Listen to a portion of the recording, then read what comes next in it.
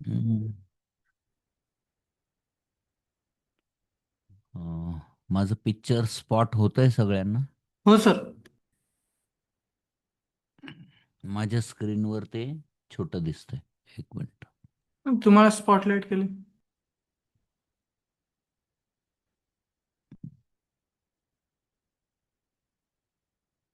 बर, ओके. ठीक आहे. आपण त्रिवार ओंकार, ईशवंदन गुरुवंदन करूया आणि सुरुवात करू.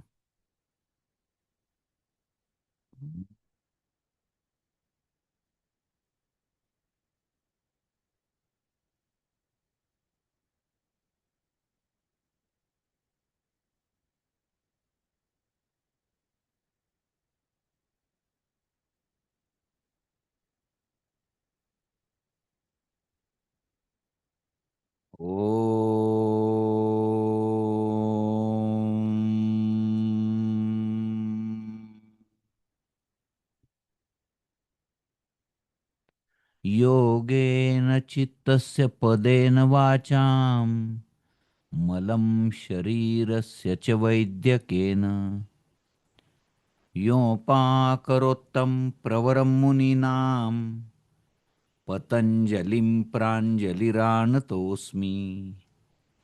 गुरुर्ब्रह्मा गुरुर्विष्णू गुरुर्देवो महेश्वरः गुरुः साक्षात् परब्रह्म तस्मै श्री गुरवे नमः. ओम पूर्णमदः पूर्णमिदं पूर्णात् पूर्णमुदच्यते पूर्णस्य पूर्णमादाय पूर्णमेवावशिष्यते. ओम शांती शांती शांती. हरिओम. तुमच्या सर्वांमधल्या ईश्वरी तत्वाला माझं कृतज्ञतेने वंदन. सत्र 4 हे तुमचं शेवटचं सत्र आहे आणि यानंतर पतंजलींचं प्रेमपत्र योगशास्त्राच्या प्रमाणपत्राच्या स्वरूपात तुम्हाला प्राप्त होणार आहे. म्हणजे महर्षी पतंजली आतुरतेने वाट पाहत आहेत तुमच्या डोक्यावर यशाचा मुकुट ठेवण्यासाठी. पण केवळ 2 वर्षांसाठी योगशास्त्राला जोडले जाऊ नका, तर ज्या संस्थेशी आमच्याशी तुम्ही जोडलेले राहा कायम आणि योगाच्या उपक्रमात भाग घ्या. तुमच्या स्वतःच्या ठिकाणी तुम्ही योगाचे सेंटर्स उघडू शकता आणि योगज्ञान प्रॅक्टिकलसह इतरांना देऊ शकता. आपल्या अभ्यास वर्गाची रचना अशी आहे की सुरुवातीला आपण सगळ्या विषयांची आउटलाईन समजून घेतो. नंतर त्या विषयांचे शंका निरसनाचे वर्ग घेतो. त्यानंतर चैतन्य सर शेवटी प्रॅक्टिकल घेतात करवून आपल्याकडनं झूम मीटच्या माध्यमातनं आणि शेवटी संभाव्यतेचे वर्ग आपण घेतो. असं आहे. आणि याच्यामुळे अभ्यासाचे खूप छान चौकट तयार होते. पहिला तुम्हाला 3च लेखी पेपर आहेत यावेळेला. एक चौथं डेझर्टेशन आहे. म्हणजे ते काळं बुक तुम्ही सबमिट केलं की 80 मार्क त्याला आहेत आणि 20 मार्क त्याच्यावर वाय लेखी पेपर 3च आहेत. आता याच्यामध्ये तुमच्याकडे नोट्स येऊन पोहोचलेले असतील. ऑडिओज परत परत ऐका. याचे व्हिडिओज पण उपलब्ध आहेत. ते जे जे उपलब्ध असतील ते पाठवले जातील. लघुशोध प्रबंधाचे काही नमुने तुम्हाला पाठवले जातील. विषयांची एक यादी तयार करू, 50-100 विषय ते तुम्हाला पाठवू. त्यातून तुम्ही विषय निवडा. असा छान अभ्यास करायचा आहे. जरी मी एप्रिल सांगितलं तरी मला असं वाटतंय मे मध्येच परीक्षा होणार आहे. मग भरपूर 4-4.5 महिने आपल्याकडे आहेत. 5 महिने आहेत आपल्याकडे. तेव्हा आज कैवल्यपाद याची आउटलाईन आपण समजून घेऊ आणि त्यानंतर प्राध्यापक चैतन्य सर हटप्रदीपिका प्रकरण 3 व 4.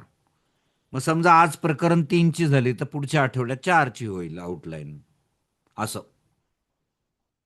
आता कैवल्यपाद, आपण योगाचं अंतिम उद्दिष्ट काय असेल तर ते कैवल्य आहे. आणि कैवल्य म्हणजे काय, तर आत्मा आणि परमात्म्याचं मिलन. मिलन आहे. आपण सुरुवातीला एक श्लोक म्हटलो, 8वा, आणि प्रत्येक व्याख्यानात म्हणतो आपण तो, ओम पूर्णमद पूर्णमिदम पूर्णात पूर्णमुदच्यते. म्हणजे हे ईश्वरा, तू मोठं पूर्ण आहेस आणि मी छोटं पूर्ण आहे. मोठ्या पूर्णातून छोटं पूर्ण तात्पुरतं बाजूला झालं, तेव्हा उरलेलं सुद्धा पूर्ण आहे आणि बाजूला झालेलं पण पूर्ण आहे. आपण त्या विश्वव्यापक शक्तीशी जोडलेलो आहोतच, मग त्याची जाणीव आपल्याला नाहीये. विश्वाच्या बादशाचा अंश आहोत आपण. We are the part of this universal power. परमात्मा म्हणजे कोण? विश्व सांभाळणारी व्यापक शक्ती. विश्व म्हणजे फक्त पृथ्वी नाही. विश्व किती व्यापक आहे हे मी तुम्हाला ऑडिओमध्ये समजावून दिलेलं आहे. ते जर झोपताना विचार केला तर भीती वाटते. प्रकाश 3 लाख 3 लाख 3 लाख 3 लाख 3 लाख या वेगाने चालतो. सगळ्यात वेगवान. एका सेकंदाला 3 लाख किलोमीटर. या आपल्या आकाशगंगेवर सोडला तर शेजारच्या आकाशगंगेवर जायला त्याला फक्त 17.5 कोटी वर्ष लागतात. 17.5 कोटी वर्ष. आणि अशा अनेक आकाशगंगांचं वर्णन वेदांमध्ये आहे. आपल्या सूर्यापेक्षा लाखो पटीने मोठे किमान 100 अब्ज तारे आपल्या आकाशगंगेत आहेत. कितीतरी ठिकाणी पृथ्वी असतील, कितीतरी ठिकाणी सजीव सृष्टी असेल, आणि हे सगळं सांभाळणारा ईश्वर जो आहे तो माझा बाप आहे. ही योगविद्या. म्हणून तर मी नेहमी म्हणत असतो ना, योगविद्येचा परिस्पर्श आपल्या जीवनाला झाला तर समस्या येतील, नाही असं नाही, शारीरिक मानसिक समस्या, पण जातील. त्या समस्यांना समर्थमध्ये तोंड देण्याची ताकद योगविद्येमध्ये आहे. आणि म्हणून पुढच्या जूनमध्ये ऍडमिशन सुरू होतील. कुठलेही कॉलेज असो, सगळे कॉलेज चांगली आहेत. महाराष्ट्रात 16 कॉलेजेस आहेत कालिदासची. तुमच्या घरातल्या ग्रॅज्युएट लोकांना आधी पकडा, मग बिल्डिंग मधल्या, मग तुमच्या नातेवाईकांमधल्या. ग्रॅज्युएट असला की त्याला योगाची माहिती सांगायची आणि महाविद्यालयापर्यंत आणायचं.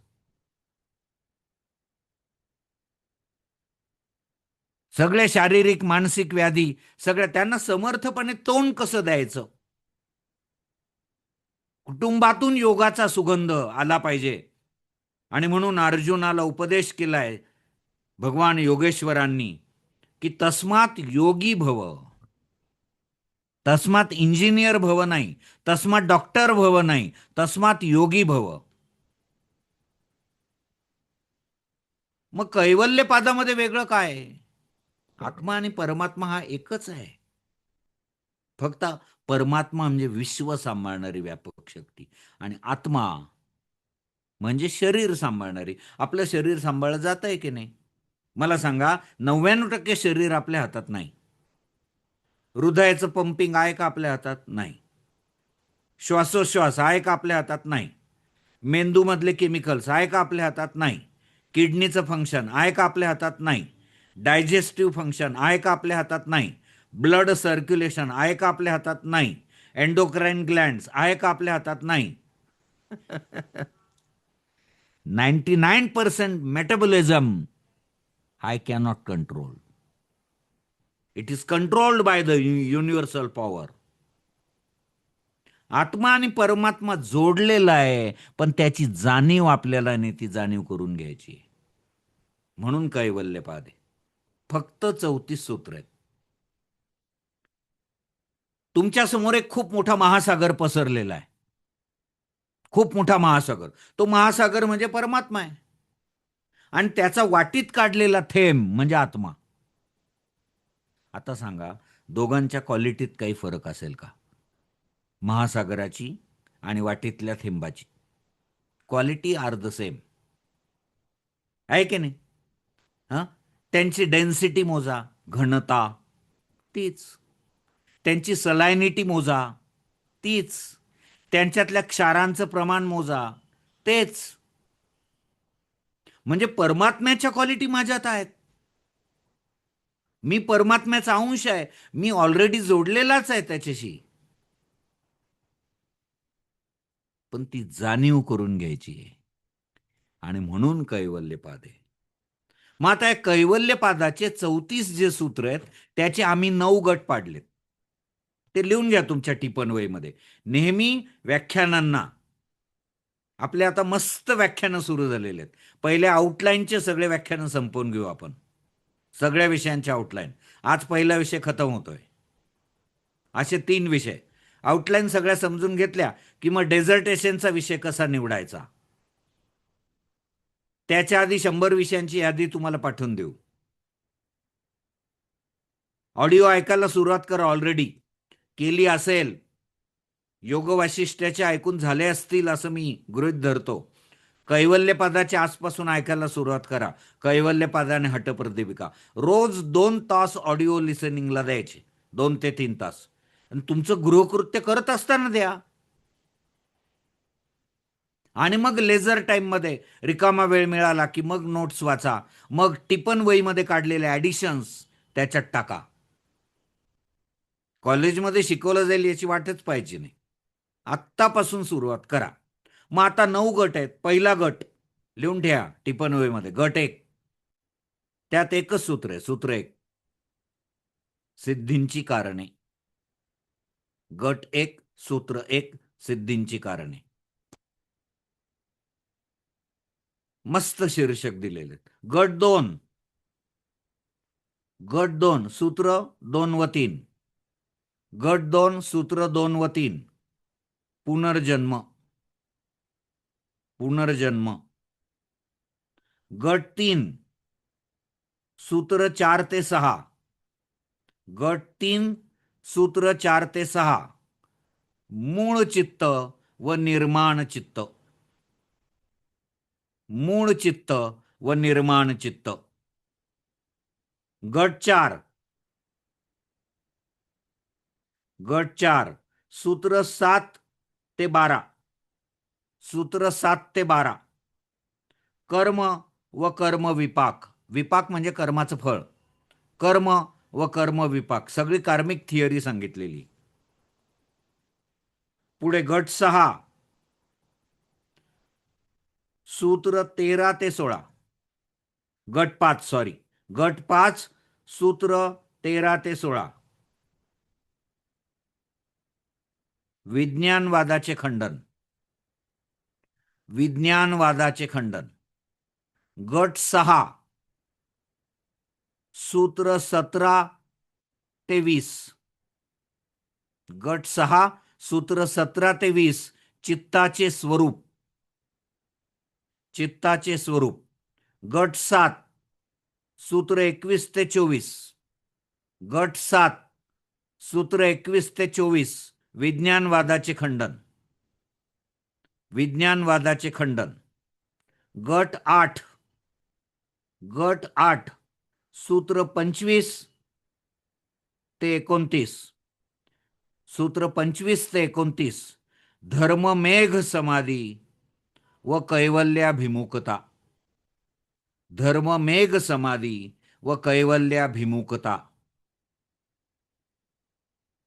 आणि शेवटचा गट 9,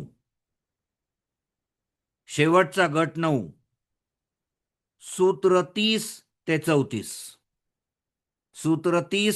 34. कैवल्य. 9 गटांमध्ये आम्ही याची विभागणी केलेली. आणि ऑडिओ शिकवताना प्रश्न सांगितलेले आहेत प्रत्येक सूत्रावरचे, म्हणजे आपोआप तुमची क्वेश्चन बँक तयार होईल.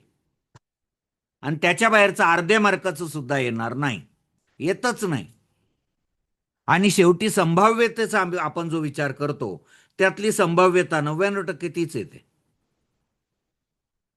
आता फार सुंदर आहे हो पहिला गट. त्याच्यात सिद्धी प्रकट होण्याची कारण 5 सांगितलेली. जन्म, औषधी, मंत्र, तप, समाधी ज्या सिद्धया. जन्म हे सिद्धीचं कारण आहे. हो, सिद्धी म्हणजे विभूती.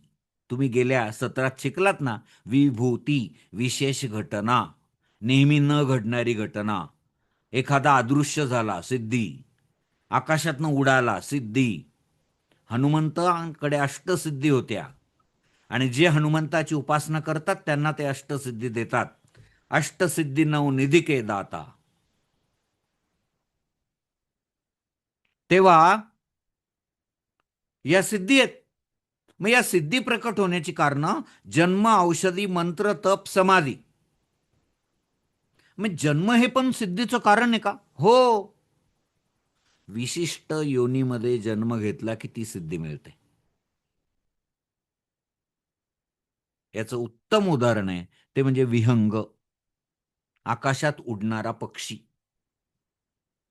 आता त्याची जर का योनी, त्या पक्षाने पक्षी योनीत जन्म घेतला त्या जीवाने, त्यामुळे त्याला आकाशगमनाची सिद्धी आपोआप मिळाली. योग्याला ती सिद्धी मिळवायला किती वर्षे साधना करावी लागेल? त्या पक्षाला करावी लागली का साधना? नाही. किती सहज त्याला मिळाली ती सिद्धी. पाण्यात पोहणारा मासा, ही प्लाविनी नावाची सिद्धी आहे.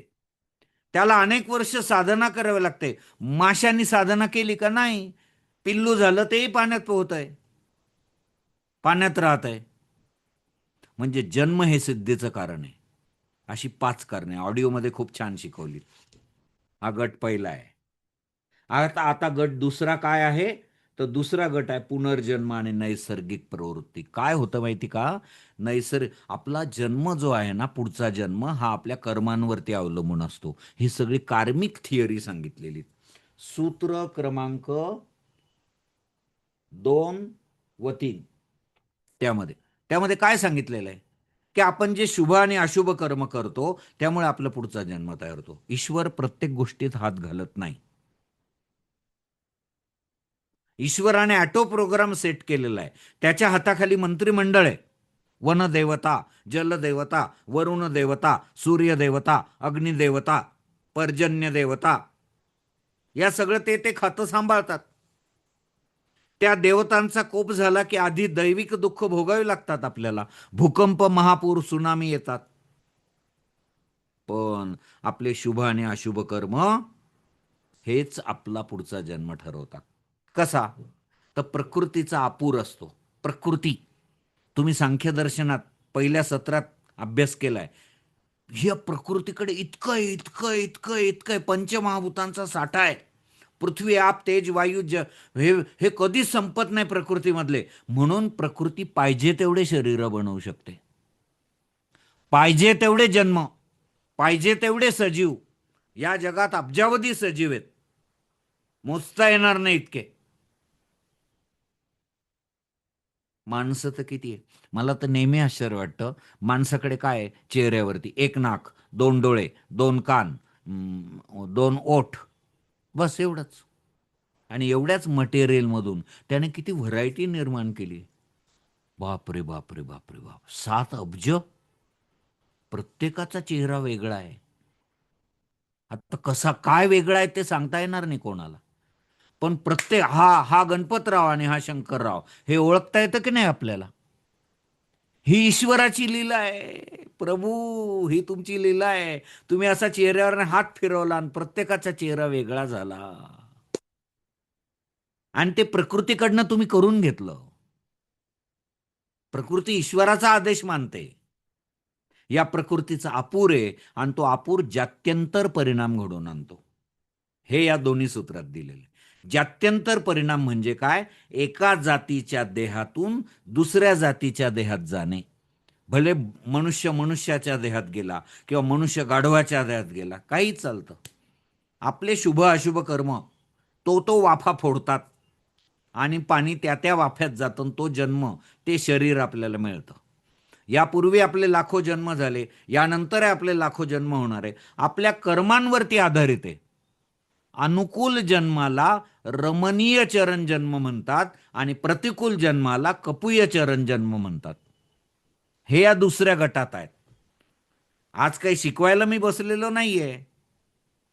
ते 10-15 तासाचे त्याचे ऑडिओ आहे आणि त्याचे व्हिडिओ सुद्धा आहेत.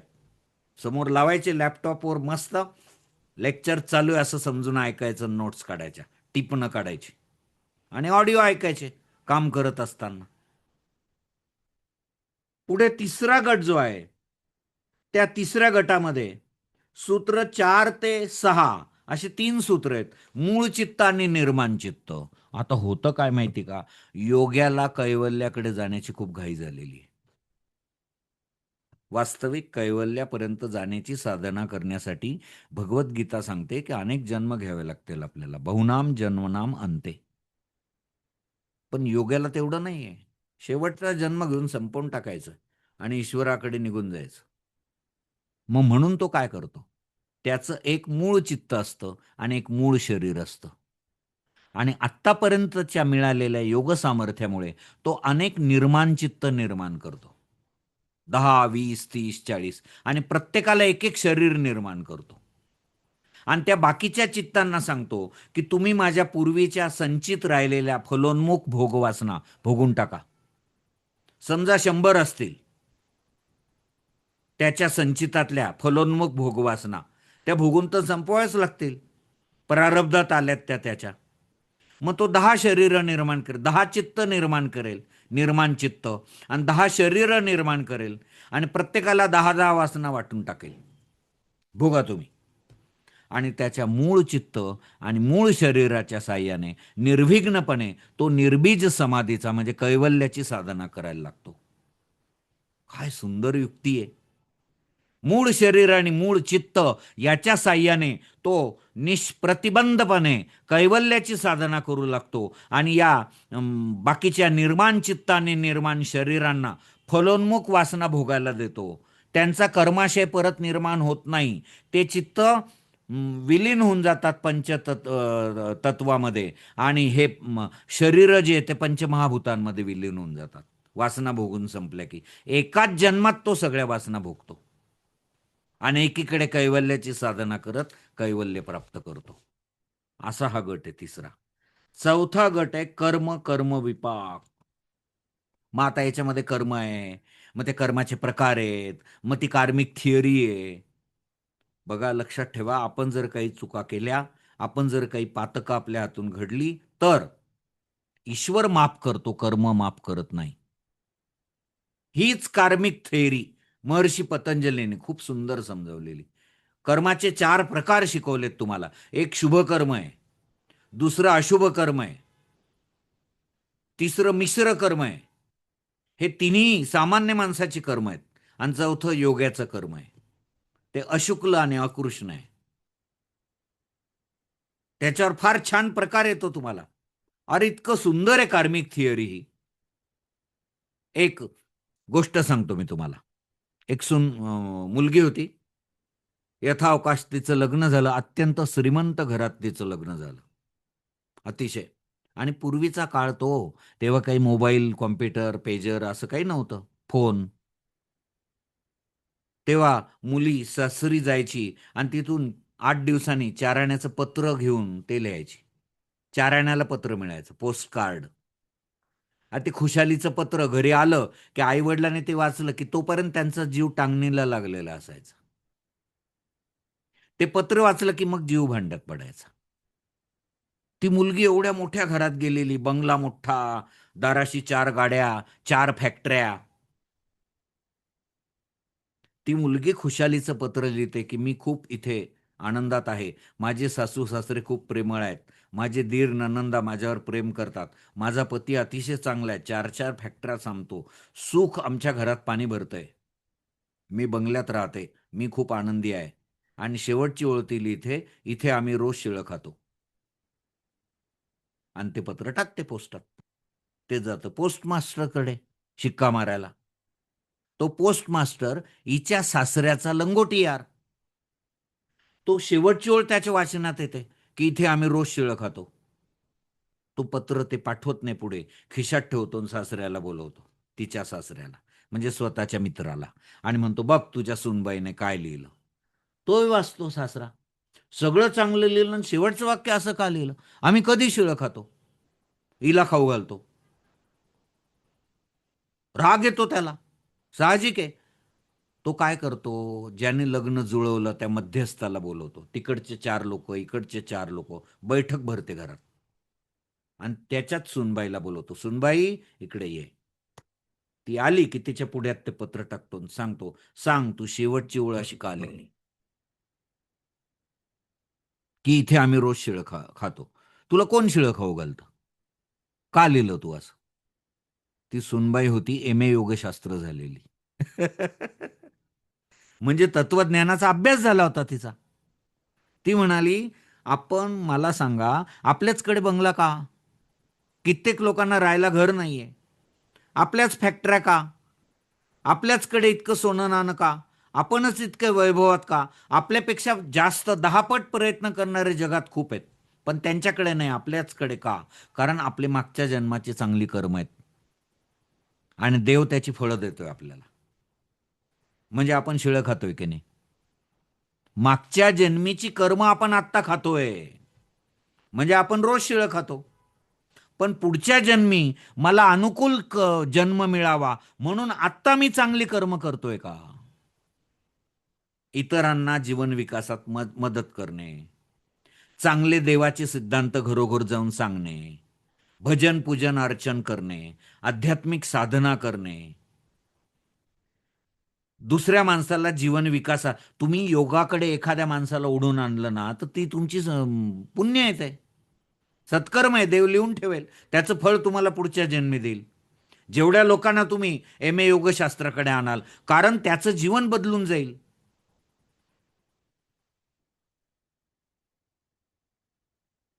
तेव्हा पुढच्या जन्मी मला अनुकूल जन्म मिळावा म्हणून मी आत्ता काही चांगली कर्म करतोय का, खाडकन डोळे उघडतील आपले, डोळ्यात अंजन जाईल. जर मी खा प्या मजा करा असाच राहत असेल, तर पुढचा जन्म गाढवाचा मिळेल. तुकाराम महाराज एकदा रस्त्याने चालले होते, त्यांना उकिरड्यावर उकिरडा घोळणारी गाढवीन दिसली आणि त्यांनी ओळखलं, ही गेल्या जन्माची आपली सासू आहे. आणि तुकाराम महाराजांचा अभंग आहे एक गाथेमध्ये, आता कैसी पुरणपोळी सदा उकिरडे धुंडाळी, आता कैसी पुरणपोळी सदा उकिरडे धुंडाळी, आता कैसे चोळी लुगडे सदा ढुंगण उघडे, तुका म्हणे अहो मामी माझ्या रामा विसरल्या तुम्ही. तर तो सगळं कार्मिक थिअरी इथे दिलेली. मिश्र कर्म हे पण सामान्य माणसाकडनं होतात. मला सांगा, बागेतल्या झाडांना पाणी घालणं हे शुभ कर्म आहे का अशुभ आहे? तुम्ही पटकन उत्तर द्याल, शुभ कर्म आहे. मी सांगतो हे मिश्र कर्म आहे, शुभ अशुभाचं मिश्रण आहे. का? कारण एकाचं कल्याण होतं, दुसऱ्याचं अकल्याण होतं. झाडांना पाणी घालतो तेव्हा झाडांचं कल्याण होतं, पण झाडांच्या मुळाशी किडे आहेत, ते किडे मरतात. म्हणजे तुमच्या हातून मिश्र कर्म घडलं. म्हणून रात्री झोपताना प्रार्थना म्हणा. माझे गुरु पूजने पांडुरंग शास्त्री सांगतात, करचरण कृतम वा कायजम कर्मजम वा श्रवणनयनजम वा मानसम वा अपराधम विहितम अविहितम वा सर्व मे तत्क्षमस्व. जय जय करुणाब्धे श्री महादेव. माझ्या हातून कळत नकळत जे घडलं असेल माफ कर. माझ्याकडून ज्यांना त्रास दिला गेला असेल त्यांची मी क्षमा मागतो, आणि ज्यांच्यामुळे मला त्रास झाला असेल त्यांना मी माफ करून टाकतो. ही प्रार्थना आहे. ही सगळी कर्माची थिअरी खूप सुंदर शिकवलेली आहे. त्या तुमच्या ऑडिओ व्हिडिओजमध्ये बघा. आणि सोपं करून, जितकं सोपं मी केलेलं आहे, मी चॅलेंज देऊन तुम्हाला सांगतो, तुम्ही सूत्र ऐका. पातंजल योगसूत्रांशी मी लग्न लावलेलं आहे असं मला नेहमी वाटतं. कारण मी रिकाम्या वेळ असतो ना, तेव्हा एक एक सूत्र चिंतनात घेतो आणि त्याच्यावर तास तास चिंतन करत राहतो. अशी अनेक वर्षांची सवय, मला खूप मजा वाटते. आणि दुसरं, महर्षी पतंजलींची कृपा माझ्यावर, नाही तर मी सामान्य माणूस आहे. माझे गुरु पूजनीय पांडुरंग शास्त्री स्वामी समर्थ यांची कृपा, योग गुरूंची कृपा. पुढे चौथं, कर्म आणि कर्मविपाक. मग तो कर्म कसं आणि त्या कर्माची फळं कशी मिळतात, म्हणजे सगळी कार्मिक थिअरी समजावलेली चौथ्या गटात. पाचवा गट आहे विज्ञानवादाचं खंडन. आता हे मात्र हे हे विज्ञान कोणतं? आधुनिक विज्ञान नाही, हे बुद्धांनी सांगितलेलं विज्ञान. याच्यावर सहसा प्रश्न येत नाही. परीक्षकांना भीती वाटते काही जण दुखावतील की काय, म्हणून फार कमी प्रश्न येतात. मी ऑडिओमध्ये सांगितलेले सगळे सूत्र शिकवलेले आहेत. जे जे सांगितलं, बुद्धांनी विज्ञान मांडलं, त्या विज्ञानवादाचं महर्षी आपल्यासाठी दोन्ही महापुरुष आहेत. दोन्ही हिमालय इतके उत्तुंग आहेत. महर्षी पतंजली सुद्धा आणि भगवान बुद्ध सुद्धा. त्यामुळे एकमेकांचं खंडन मंडन करणं हे महापुरुष करत होते. त्यामुळे महर्षी पतंजलींनी भगवान बुद्धांच्या विज्ञानवादाचं खंडन केलेलं आहे पूर्णपणे, आणि अतिशय समर्थपणे खंडन केलेलं आहे. कसं खंडन केलेलं आहे हे फक्त विचारलं तर विचारतील. मग ते सगळ्या सूत्रांचा सारांश लिहून टाकायचा. याच्यानंतर पुढचा 6वा गट जो आहे तो 6वा गट आहे चित्ताचं स्वरूप. तिथे चित्त काय, आपलं विचारांचे तरंग निर्माण झाले की चित्त तयार होतं. काय होतं, आपली प्राणशक्ती आत बाहेर आत बाहेर आत बाहेर करत असते. प्राणशक्ती म्हणजे ऑक्सिजन कार्बन डायऑक्साईड नाही. आपण उच्छ्वास टाकताना कार्बन डायऑक्साईड बाहेर टाकतो, पण त्याच्याबरोबर एक शक्ती बाहेर जाते 12 अंगुली, ती प्राणशक्ती आहे. तिथे स्थिर होते ती आणि मग आत जाते. आत नासिका रंध्रापासून परत 12 अंगुली फुफ्फुसांपर्यंत जाते. ही प्राणशक्ती सबाह्य अभ्यंतर आहे. जेव्हा वेगवेगळ्या भावना, गुस्सा, राग आलेला असतो, श्वास जोरात चालतो बघा, म्हणजे प्राणात खळबळ होते. प्राणात खळबळ झाली की चित्तामध्ये खळबळ होते विचारांची. अनेक चित्तवृत्ती निर्माण होतात आणि या चित्तवृत्ती परत परत परत परत यायला लागल्या, नकारात्मक यायला लागल्या की त्या पाण्याचं फेबिकॉल बनतं, ते घट्ट बनतं, ते क्लेश निर्माण करतं. अविद्या, अस्मिता, राग, द्वेष आणि अभिनिवेश. अविद्या म्हणजे आत्मा आणि शरीराला एकच समजणे. अस्मिता म्हणजे अहंकार, मी अमुक, मी टमुक, मी ढमुक. राग म्हणजे आसक्ती, जिलबी आज मला खायला मिळाली, उद्याही मिळाली पाहिजे, परवाही मिळाली पाहिजे, हा राग. द्वेष, काटा पायात रुतला, या मार्गाने मी येणारच नाही, याचा द्वेष. आणि अभिनिवेश, शरीरावर अत्यंत प्रेम करणे. नाका तोंडाला नळ्या लावल्या तरी मला जगायचंच आहे. आणि हे या चित्तवृत्ती घट्ट झाल्या, पाण्याचं फेबिकॉल झालं की हे क्लेश निर्माण होतात आणि हे क्लेश दुःख निर्माण करतात जीवनात. मग हे सगळं त्या 6व्या गटात समजवलंय. 7वा गट परत विज्ञानवादाचं खंडन आहे. सारांश रूपाने तुम्हाला याच्यावर एकच प्रश्न येईल की महर्षी पतंजलींनी कैवल्यपादात विज्ञानवादाचे खंडन कसे केलेले आहे, एवढाच. जास्त खोलात परीक्षक जात नाहीत, अजूनही गेलेले नाहीत. एवढा दीर्घोत्तरी येऊ शकतो. किंवा विज्ञानवादाचं खंडन टीप, सगळ्या सूत्रांचा सारांश. पुढे 8वं, धर्ममेघ समाधी आणि कैवल्याभिमुक्ता. काय आहे समाधी 2 प्रकारची असते मुख्य. कोणते 2 प्रकार? एक पहिला प्रकार असा आहे की संप्रज्ञात समाधी. तुम्ही मागच्या सत्रांमध्ये शिकलात संप्रज्ञात समाधी. मग त्याच्यामध्ये वितर्कानुगत संप्रज्ञात, विचारानुगत संप्रज्ञात, आनंदानुगत संप्रज्ञात आणि अस्मितानुगत संप्रज्ञात, या सबीज समाधी आहे. कारण याच्यामध्ये काहीतरी आलंबन असतं. दुसरी निर्बीज आहे, भवप्रत्यय असंप्रज्ञात आणि उपाय प्रत्यय असंप्रज्ञात. एकूण झाले 6 प्रकार. इकडे 4, इकडे 2. त्याच्या मध्ये एक समाधी धर्ममेघ, ही ईश्वराच्या प्रेरणेने प्राप्त होते. निवृत्ती ज्ञानदेव, सोपान मुक्ताबाई, एकनाथ नामदेव, तुकाराम हे कशासाठी आले? आम्ही वैकुंठवासी आलो याच कारणासी, साक्षी भावे सत्य वदावया, ते म्हणतात. तेव्हा ही धर्ममेघ समाधी म्हणजे असा महापुरुष जो आहे त्याच्या वागण्यातून, बोलण्यातून, चालण्यातून, राहण्यातून, सहवासातून, सगळ्यांमधून मानवतेवर कल्याणाचा वर्षाव होतो, धर्माचा वर्षाव होतो, म्हणून त्याला धर्ममेघ समाधी म्हटलेली. आणि कैवल्याभिमुक्ता, कैवल्याकडे कसं पुढे जातो तो योगी ते समजावलं विविध सूत्रांच्या साहाय्याने. आणि शेवटचा 9वा गट आहे, त्यात कैवल्य आहे. कैवल्य म्हणजे काय? तर कैवल्य याचा अर्थ पुरुषार्थ शून्यानाम. पुरुषार्थ शून्यानाम गुणानाम, आपले त्रिगुण जे आहे ते पुरुषार्थ शून्य होतात. सत्व रज तम यांना करायला काही कामच शिल्लक राहत नाही. सत्व रज, सत्व कसं आहे? प्रकाशदायी आहे, ऊर्ध्वगामी आहे, माणसाला वर नेणार आहे, ऊर्ध्वगामी प्रकाशदायी आणि ज्ञान आकर्षक आहे. पण त्यालाही काही काम राहत नाही, म्हणजे सत्व शून्य होतो. रजाला पण काही का, रज कसं आहे? दुःख निर्माण करणार आहे, अस्थिर आहे, क्रियाशील आहे, पण याला काही क्रियाच करायच्या नाहीये योग्याला. आणि तम कसं आहे? अधोगामी आहे, माणसाला खाली नेणार आहे, तमप्रधान आहे, अंधार देणार आहे, आणि ज्ञान विरोधी आहे. हे पण नाही आहे योगामध्ये. म्हणजे योगाच्या दृष्टीने त्रिगुण काय होतात? पुरुषार्थ शून्य होतात. पुरुषार्थ शून्यानाम त्रिगुणानाम गुणानाम प्रतिप्रसव, हा प्रतिप्रसव होतो. म्हणजे काय? कार्य आपल्या कारणात विलीन होतं. सगळे एकादश इंद्रिय अहंकारात विलीन होतात. तिकडे पंचमहाभूत पंचतन्मात्रेत विलीन होतात. पंचतन्मात्रा अहंकारात विलीन होते. आता हा सगळा अहंकार सजीव निर्जीव सृष्टीचा एकत्र होतो आणि तो अहंकार महतमध्ये विलीन होतो. आणि महत जे आहे ते प्रकृतीत विलीन होतं आणि त्रिगुणांची साम्यावस्था होते आणि त्यालाच म्हणतात कैवल्य. फिनिश.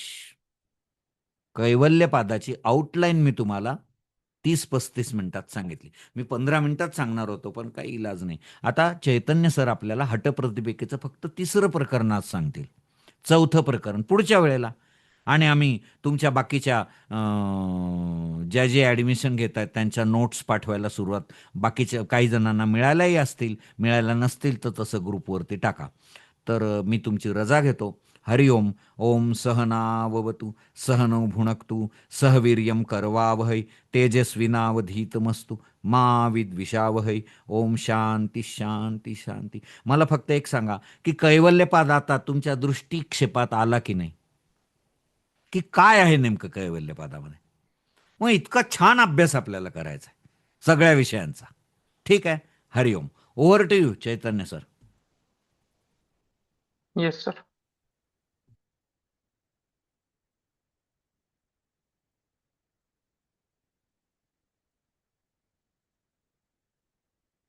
हरिओम सगळ्यांना. तर आत्ताच आपण कैवल्यपादाबद्दल आउटलाईन बघितली आणि खूप सुंदर आणि सोप्या शब्दांमध्ये सरांनी कैवल्यपाद काय आहे हे आपल्याला सांगितलं. आता आपण पुढचा महत्वाचा ग्रंथ हठयोग प्रदीपिका याच्याकडे वळणार आहोत. जसं सेमिस्टर 3 ला प्रथम आणि द्वितीय उपदेश आपण बघितला. प्रथम उपदेशामध्ये आपण 15 प्रकारचे आसन बघितले. द्वितीय उपदेशामध्ये आपण षटकर्म आणि 8 प्रकारचे प्राणायाम बघितले. आता तिसरा आणि चौथा जो आपला उपदेश आहे तो खूप जास्त महत्वाचा आहे. जर का आपण हठयोग प्रदीपिका हा ग्रंथ बघितला असेल तर हठयोग प्रदीपिका हा 4 उपदेशांमध्ये 4 भागांमध्ये विभागलेला आहे. आसनांसाठी आपल्याला 67 श्लोक आहेत. षटकर्म आणि प्राणायामासाठी आपल्याला 78 श्लोक आहेत. आणि आता ह्या तिसऱ्या उपदेशासाठी मुद्रा आणि बंधांसाठी 130 श्लोक आणि समाधीसाठी 114 श्लोक. म्हणजे हठयोग प्रदीपिकेमध्ये मुद्रा, बंध आणि समाधी यांना सगळ्यात जास्त वेटेज आपल्याला बघायला मिळेल बाकीच्या आसन आणि प्राणायामापेक्षा. त्यामुळे हठयोगाचा जो अभ्यास आहे हा मुळात राजयोग प्राप्तीसाठी म्हणजे आपल्याला योग प्राप्त होण्यासाठी, समाधी अवस्था प्राप्त होण्यासाठी दिला गेलेला आहे. आणि त्यामुळे अंतरंग योगामध्ये जाण्यासाठी ज्या काही साधना आहेत त्यांचा इथे जास्त उहापोह केलेला दिसतो आपल्याला. जसं मुद्रा, बंध आणि समाधीमध्ये नादानुसंधानाचा आपल्याला अभ्यास आहे. सो 15 प्रकारच्या आसनं यांचा अभ्यास केल्यानंतर, त्याच्यानंतर षटकर्मांचा अभ्यास करून अष्टकुंभकांचा अभ्यास केल्यानंतर आता पुढची पायरी म्हणून आपल्याला मुद्रांचा, बंधांचा अभ्यास करायचा असतो. आता हा अभ्यास करताना ह्या उपदेशाच्या सुरुवातीला देखील प्रत्येक प्रकरणाच्या सुरुवातीला स्वामी स्वात्माराम सांगतात की ही साधना आपल्याला गुरुपदिष्ट मार्गेनं करायची आहे. गुरुच्या उपदेशाखालीच आपल्याला आसनांचा, षटकर्मांचा, अष्टकुंभकांचा आणि आता ह्या मुद्राबंधांचा देखील अभ्यास गुरुच्या उपदेशाने करायचा आहे. का करायचा आहे? तर सगळ्यात महत्वाची गोष्ट की ज्याप्रमाणे पर्वत आणि वनांनी युक्त असलेल्या ह्या पृथ्वीला शेषनागाने आपल्या फण्यावर धारण केलेलं आहे, त्याचप्रमाणे ह्या शरीररूपी आपल्या जीवाला कुंडलिनी धारण केलेलं आहे. आणि जेव्हा ही कुंडलिनी जागृत होते, तेव्हा त्या आत्म्याला परमात्म्यापर्यंत पोहोचण्यासाठी एक मार्ग मिळतो. आता ही कुंडलिनी जागृत करण्यासाठी आणि आपल्याला राजयोग प्राप्त होण्यासाठी मार्ग दिलेले आहेत. जसे अष्टांग योग आपल्याला सांगितलंय, तसं इथे हठयोगामध्ये चतुरंग योग सांगितलेला आहे.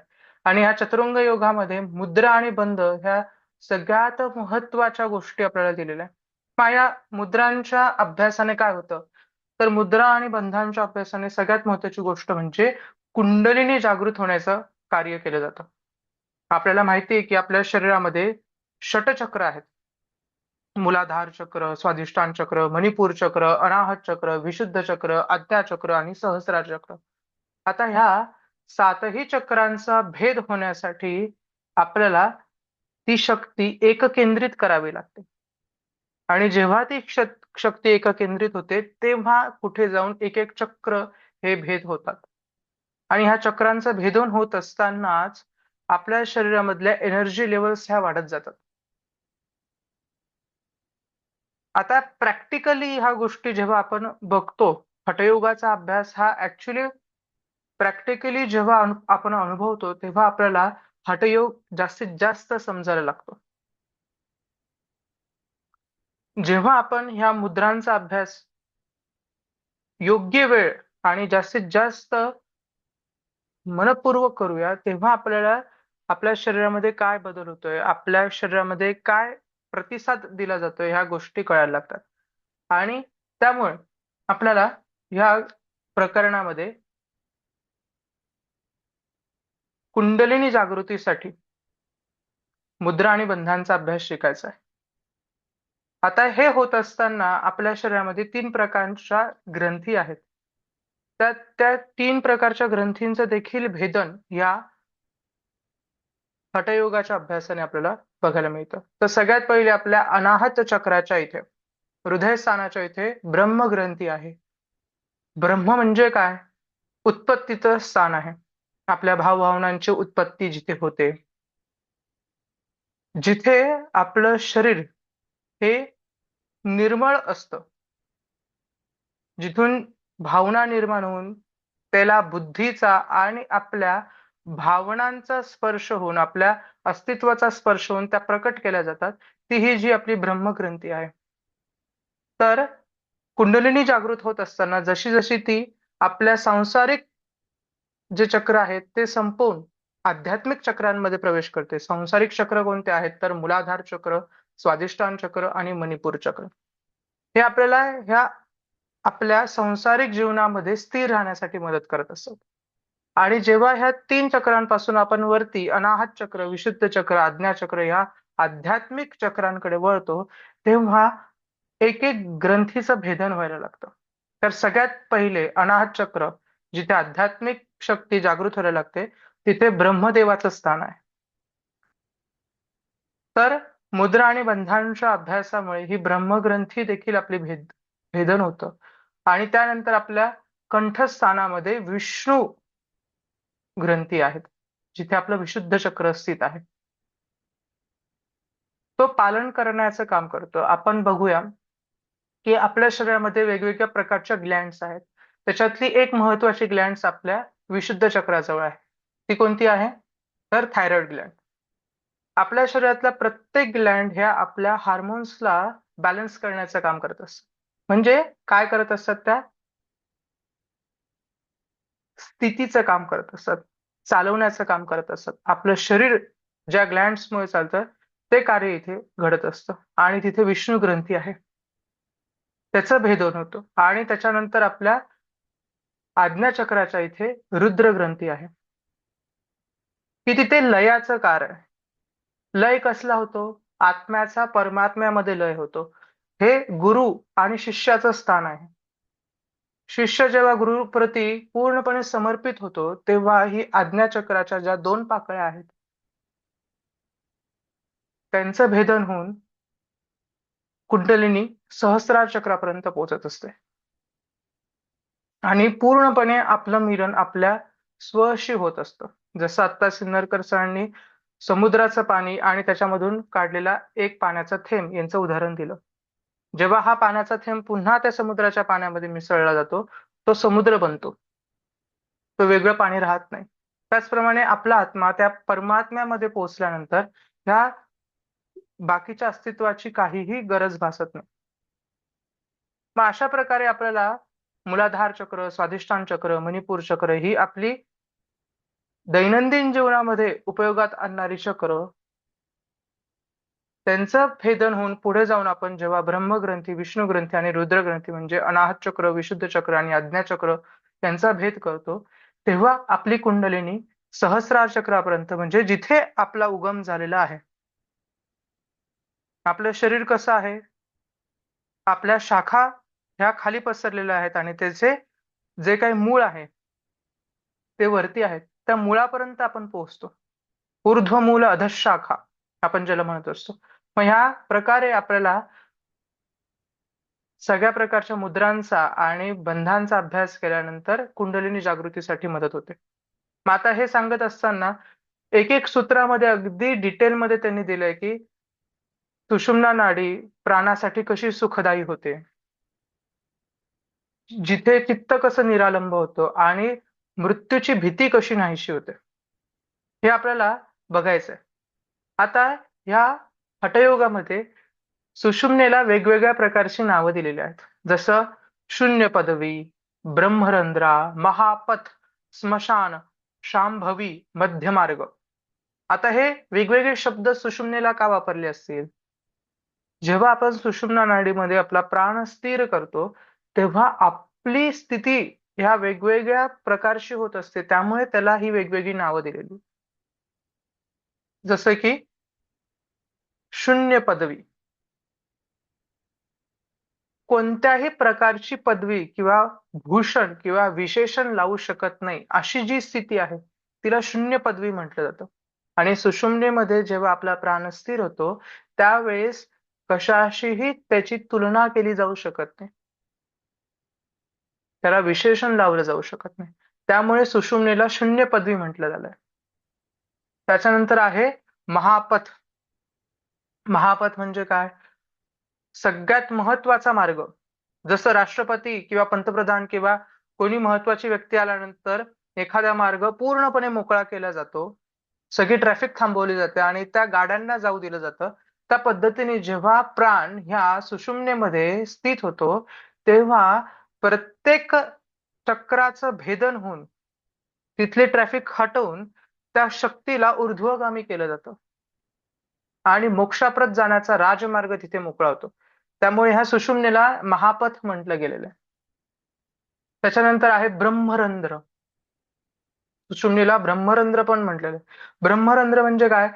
ब्रह्म म्हणजे परमस्थान, उच्च स्थान, जिथे आपल्याला मोक्ष मिळतो किंवा जिथे आपण कैवल्यापर्यंत पोहोचत असतो.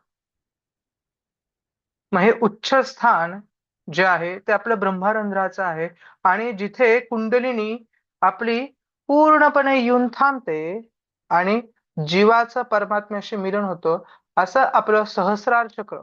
त्यामुळे त्याला ब्रह्मरंध्र म्हणलं गेलेलं आहे.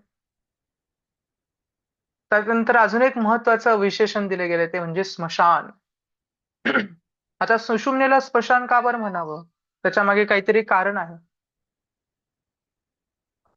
आपण बघतो की स्मशानामध्ये एकच देवता राहते, ती म्हणजे शिव. ती उत्पत्ती, स्थिती आणि लय यांचं कारण असून ती स्मशानात राहत असते.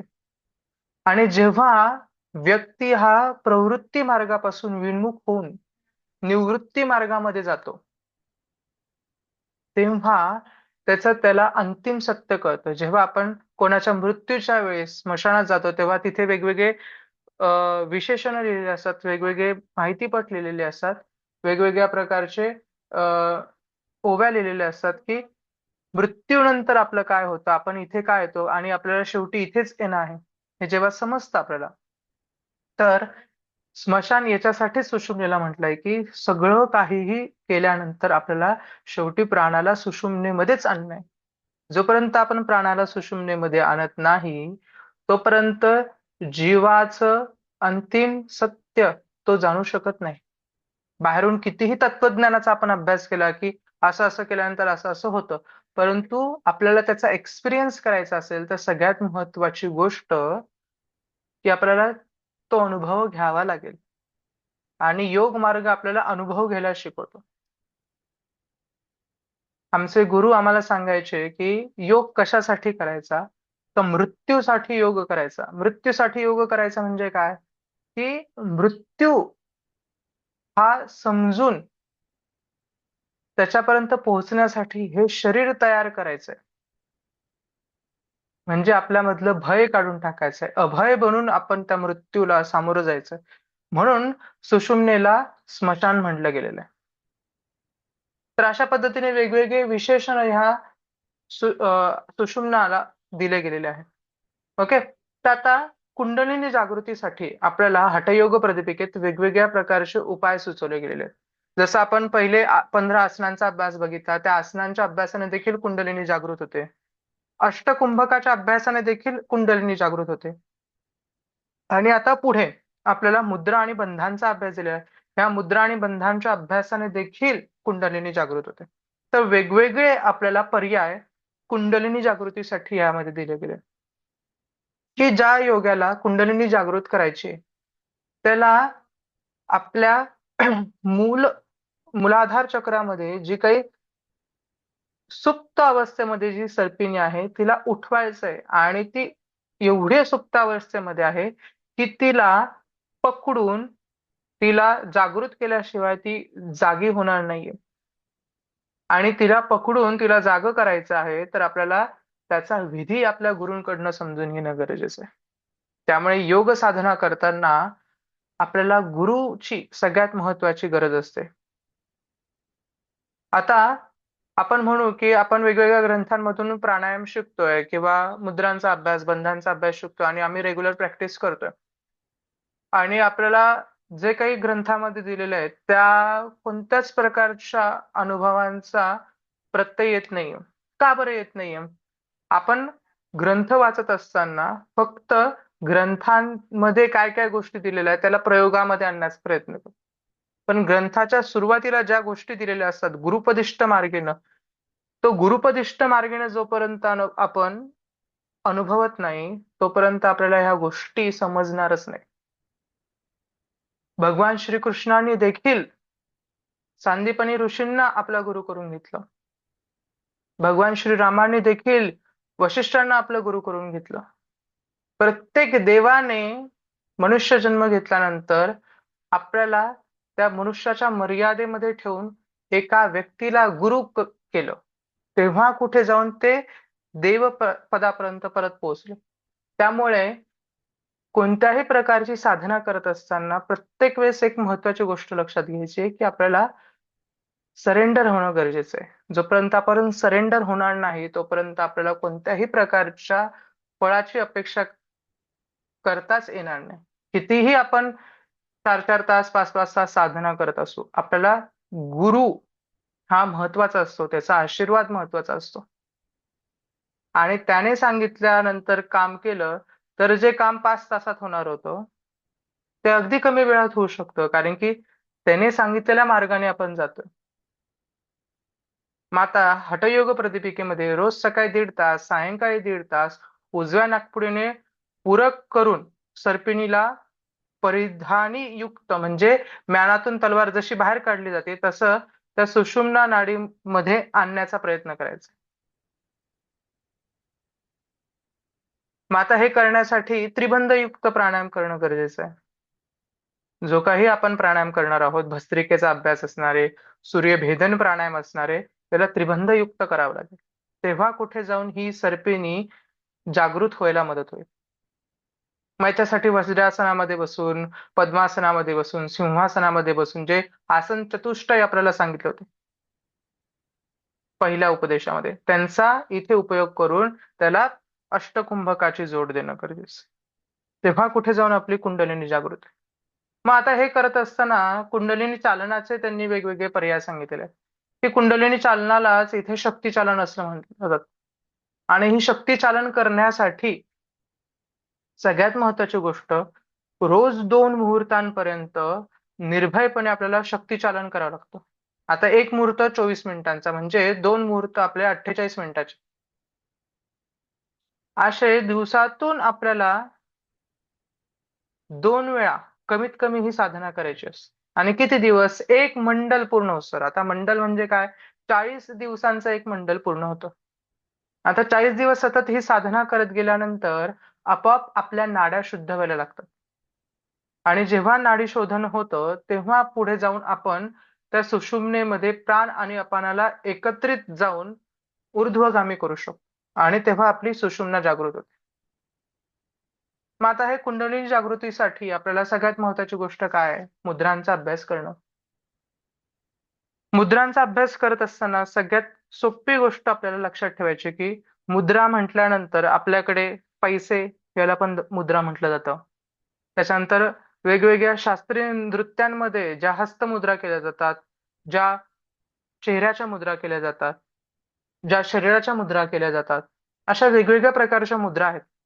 त्यामुळे हस्तमुद्रा, मुखमुद्रा, कायामुद्रा, बंधमुद्रा, अशा वेगवेगळ्या अधर मुद्रा, अशा वेगवेगळ्या प्रकारच्या मुद्रा आहेत.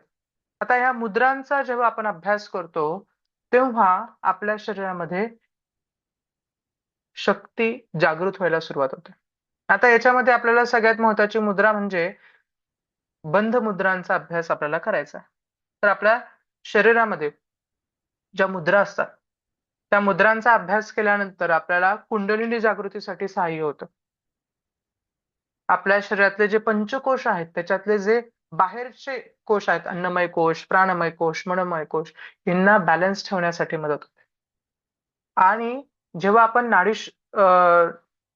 नादानुसंधानाचा अभ्यास करतो, तेव्हा विज्ञानमय कोशापर्यंत पोहोचण्यासाठी आपल्याला मदत होत असते. मग त्याची पूर्वतयारी म्हणून आपल्याला मुद्रा आणि बंधांचा अभ्यास करायचा.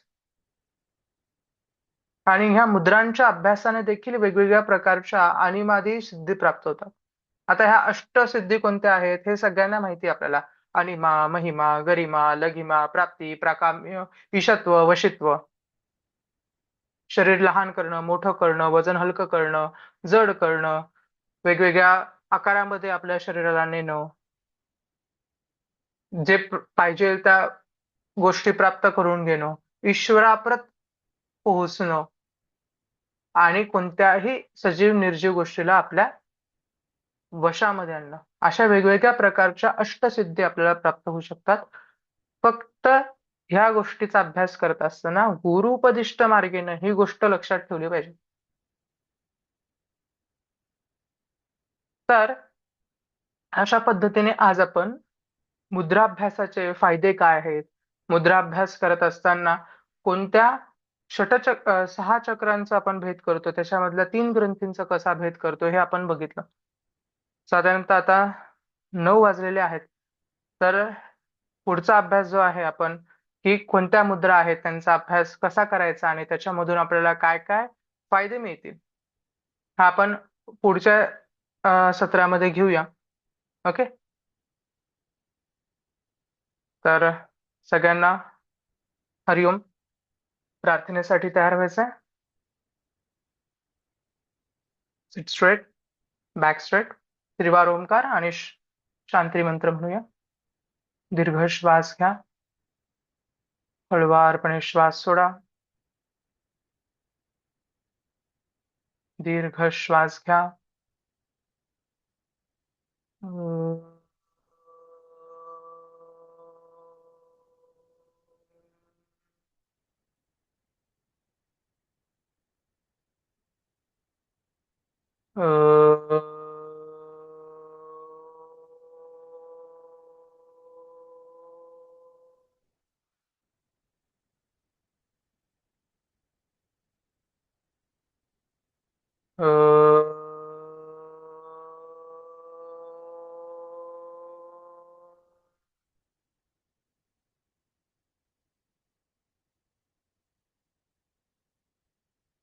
ओम शांती शांती शांती. सावकाश डोळे उघडायचे. शुभरात्री.